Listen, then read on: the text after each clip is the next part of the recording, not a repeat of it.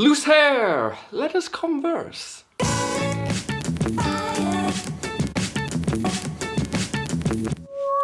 Loose hair is seemingly the bane of most dreadheads' lives. Not all, but most. I get it. Loose hair is, it's the anti-dread. Literally, if locks are locked hair, loose hair is unlocked hair. It's the opposite of what you want. It's this loose, messy, annoying stuff that gets in the way of what is often like this nice, ordered pattern of rope-like hair. I understand. And it's very easy to get obsessed with every patch of loose hair, every part of loose dread, and it's really easy to bring you down and make you feel not so positive and optimistic about your locks, especially when they're young and new. However, with locked hair, a certain degree of unlocked hair is always going to be there, and it's kind of unavoidable and unrealistic to expect that you're going to have no loose hairs. Especially, let's start at the beginning. At the beginning, all your hair is loose, unlocked hair. I would sometimes refer to this as normal hair, but some people didn't like that because it was implying that locked hair isn't normal. When you start, all your hair is unlocked. You choose your starting method of choice, whether that's something like backcomb or twist and rip, or just freeform neglect. And you just set it and forget it, pretty much. You know, your backcomb or your twist and rip, that is just so that you can order your loose hair into sections, into groups. Freeform neglect is just to leave your hair to its own devices while it forms on its own. But regardless, your hair is pretty much completely loose at the start, and backcomb, twist and rip, what's the word that I should use here? Not invasive methods, but methods that you actually put work into. They don't form locked, finished, mature dreads. They don't make these locked up, mature ropes. They just divide the hair into sections. You still have loose hair. It's not tight, it's not locked. The process is the same. It's this time-dependent, patience-requiring thing, whether you go for backcomb and twist and rip or just freeform from nothing. So to begin, you have this big loose mess. There's some degree of order if you've sectioned, but it's still this looseness. On day one with something like backcomb and twist and rip, you know, they might look kind of like dreads, but it's still going to take time. And as time goes by, that initial starting method is going to loosen up. There's going to be loose hair. If you're freeforming, you're basically just starting off with big mats of loose hair and hoping that over time they're going to form in the way that you want. And the process kind of goes all loose hair. Over time, stuff gets locked, it gets tighter, your sections will start to lock up. Bits of loose hair will get sucked in. Sucked in is, you know, it's a term that's used, but it's basically your loose hairs, the friction from everyday life, it's going to rub them together, they're going to knot up, they're going to mat into surrounding dreads, and the hope is that that total amount of loose hair is going to drop off as more of it gets locked in and your dreads become mature and tight. At a certain point, your dreads become what is referred to as mature. There's no defining date where your dreads suddenly go from young dreads to mature dreads, and it's going to vary from person to person depending on the method and what you define as mature dreads, but at some point they will become mature. And at this point, you don't get rid of all of your loose hair forever and everything is nice and dandy and everyone lives happily ever after. It doesn't happen like that, unfortunately. You reach an equilibrium point. You reach a point where the loose hair, it stops becoming less. If this is a graph, I'm drawing a nice little graph here. You are locking up loose hairs at the same rate as other loose hairs are forming. So you end up with this kind of like rough level where that is your loose hair amount. Loose hairs are always going to be forming. When you're rubbing your hair against stuff, when you're washing it, when you're drying it, you're going to be pulling out bits of hair. You know, friction is what causes hairs to lock. It causes dreads to form, but it can also pull hairs loose. You're never gonna be at a point where suddenly every loose hair is locked in, because you know you are gonna have other bits coming out. You're also gonna be breaking loose hairs every now and again, well, breaking hairs and having new hairs that are unlocked or new baby hairs forming. So it's unrealistic to expect that suddenly everything is gone. You reach this plateau, this equilibrium. You're locking hairs at the same rate as new hairs are becoming unlocked, and that's kind of the balance that you end at. This total amount of loose hair, this equilibrium, this balance will vary from person to person, and it will also vary over time. Someone, well, what is going to affect that amount of loose hair? From person to person it will vary depending on the hair length. Shorter hairs are harder to lock than longer hairs, so if your dreads are particularly short, you have shorter loose hairs. You might find that you have more of those than someone who has longer hair, longer dreads, so they have longer loose hairs. You will find this a lot if you have long loose hairs and you decide to try and trim them to make them neater. When those loose hairs are short, you'll find that they are much tougher to actually lock than if you'd left the hairs long. Your amount of loose hair will also depend on your hair type. If it's curlier, it is going to be more likely to lock than if it's super fine and straight. If your hair is naturally really soft, or you've over moisturized or conditioned your hair, those hairs are going to be less likely to lock, so you're more likely to end up with more loose hairs.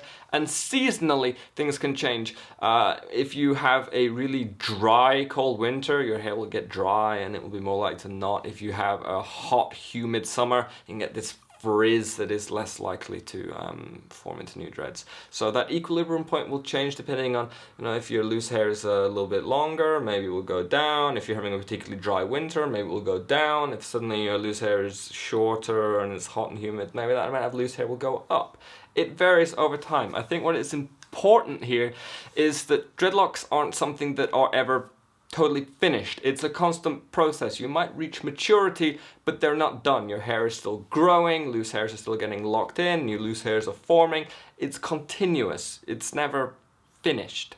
I'm at 11 years and I still have loose hairs. Certain times of the year I'm gonna have fewer loose hairs. I might find that, something that I've been doing lately is been causing my hair to get rubbed in a certain way that's pulling out extra loose hairs. If you're doing certain activities that are rougher on your hair, or using a towel that's rougher on your hair, it's hot and humid, suddenly, there's more loose hairs. If we get to a cold winter and I'm wearing a beanie that's rubbing my hair in the right way, maybe more loose hairs will get locked up. If it's drier out, maybe more loose hairs will get locked up. But there's always some loose hair, and it just varies depending on different things. I find especially during summer, I get loose hair around my face, around my ears, around my neck, and these are really common areas to get loose hairs even when your dreads are mature. I'm 11 years in, you could be 50 years in, and those hairs are still going to be rubbing against your face, against your skin, against your neck, ears. They're more likely to pick up oils.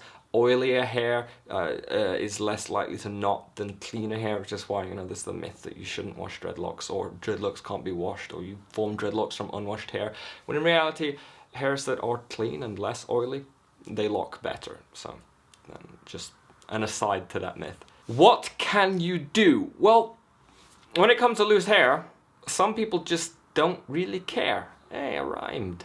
I think some people are just really accepting of the fact that it is a continuous process, and they enjoy that it's a process. They enjoy that hair is constantly changing, constantly moving, and they let their hair do its thing. And there's an enjoyment in that, especially people who are really into going all out natural with their dreads and being as uninvasive as possible. They just accept that at some times their hair will be messier than at other times. And the longer you've had your dreads, the more aware of that you become. So I think when your dreads are really young, you will find that you obsess over them more and more. Like, I have this loose hair, is it coming undone, is it coming out, are my dreads falling apart? And then as they get older, not only are they more mature, so you feel a little bit more confident in them because they're tougher, but also you've been through enough cycles where it's like, okay, I understand, there's going to be peaks of loose hair, there's going to be less loose hair, and if I just don't obsess and don't care, it will sort itself out. So some people, they don't do anything about that loose hair and they just accept it. Other people will maintain it. Periodic maintenance of loose hair can, keep it pulled in. If you get to that point where the loose hair is at its peak, then you can maintain it back down and you can get rid of it like that. You don't have to wait for it to slowly cycle on its own. This maintenance, again, it's not a one-time thing because loose hairs are always forming. It's a periodic thing. You might maintain all your loose hairs down. Over time, more loose hairs will come back up because that's how it works, and you would have to maintain it back down again. There are pros and cons to leaving the hair to sort itself, as well as maintaining. If you leave your hair to sort itself, you just get used to the cycle of loose hair forming and locking, forming and locking. If you maintain, you will have to periodically keep doing it to keep it maintained at that level. Maintaining it in can interrupt it locking on its own, because you're stopping it from being able to build up to levels where it can mat into its own dread. So you would have to continue maintaining to keep that kind of peak level of frizz to a controlled level. There are, pros and cons to both. Whether you're that bothered about loose hair, there are risks involved with various maintenances, especially if you overdo it. So different strokes for different folks. Can I tell you how much loose hair you should expect given a certain starting method, certain age of dreadlocks? No. Some people with 1-year-old dreads will have this much loose hair. Some people with 5-year-old dreads might find they have more loose hair, and the opposite can be true for different people. It's not something that is entirely predictable or something that you can promise will sort itself over time. As I said, I'm 11 years. Sometimes I have lots of loose hair. Sometimes I don't have a lot of loose hair. It's going to vary. Depends on the environment that you're exposing the dreads to, whether it's hot and humid, whether you're rubbing them against certain rough towels or soft towels, whether you're wearing hats, whether your hair is naturally oily, whether it's naturally curly. What one person experiences is not going to be the same as what another person experiences.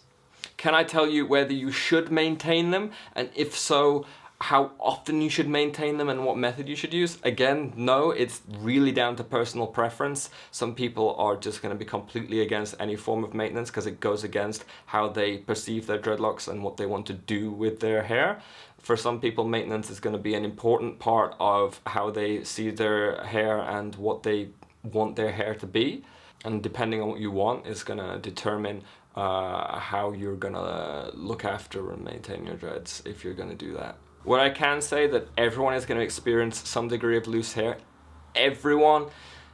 Obviously, when the dreads are young, you're going to experience a lot of loose hair. It's part of the process. When the dreads are young, none of the hairs are properly locked yet, so all of the hairs can end up becoming loose.